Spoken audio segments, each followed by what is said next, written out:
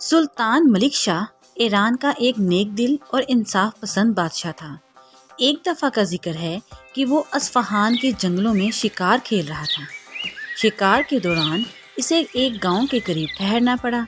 سپاہیوں نے ایک باغ میں سلطان کا خیمہ لگا دیا اور اس کے آس پاس اپنے خیمے لگا لیے۔ کچھ دیر بعد سپاہیوں نے دیکھا کہ گاؤں کے قریب ایک موٹی تازی گائے چر رہی ہے۔ اس گائے کے ساتھ کوئی آدمی نہیں تھا۔ 2-3 سپاہی گئے اور گائے کو پکڑ لائے۔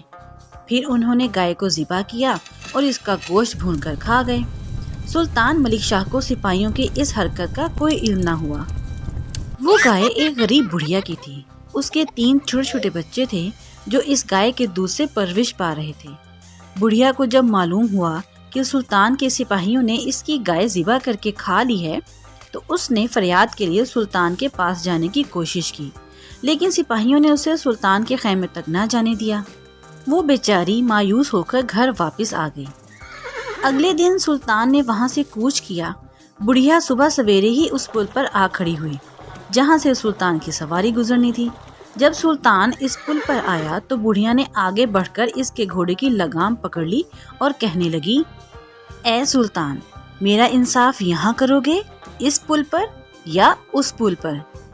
سلطان ملک شاہ فوراً سمجھ گیا کہ اس پل سے بڑھیا کا مطلب پل صراط ہے، جس پر سے قیامت کے دن ہر شخص کو گزرنا ہے۔ بڑھیا کی بات سن کر وہ خوف کے مارے سر سے پاؤں تک کانپ گیا اور کہنے لگا، بڑی بی، پل صراط کی تاب مجھ میں نہیں ہے۔ میں تمہارا انصاف اسی پل پر کرنے کے لیے تیار ہوں۔ اپنا حال بیان کرو اور بتاؤ کہ تمہارے ساتھ کیا ظلم ہوا ہے اور کس نے کیا ہے۔ بڑھیا نے کہا، تمہارے سپاہی میری گائے ذبح کر کے کھا گئے ہیں۔ اس گائے کے دودھ پر میرے بچوں کا گزارا تھا۔ انہوں نے میرے بچوں کا رزق چھین لیا ہے۔ سلطان نے پوچھا، سچ سچ بتاؤ، کیا واقعی تم نے اس بڑھیا کی گائے ذبح کر کے کھا لی ہے؟ سپاہیوں کا افسر آگے آیا اور سلطان کو جھک کر سلام کرتے ہوئے بولا، حضور، یہ قصور واقعی ہم سے ہوا ہے۔ اس گائے کے ساتھ کوئی آدمی نہیں آیا تھا، اس لیے ہم نے خیال کیا کہ یہ لاوارث ہے۔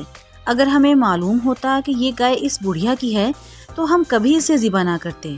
سلطان یہ سن کر بڑھیا سے کہنے لگا، بڑی بی، میں ایک گائے کے بدلے تمہیں 70 گائے دیتا ہوں۔ کیا تم اس پر راضی ہو جاؤ گی اور مجھے اور میرے سپاہیوں کو معاف کر دو گی؟ بڑھیا کو اور کیا چاہیے تھا، وہ فوراً رضامند ہو گئی۔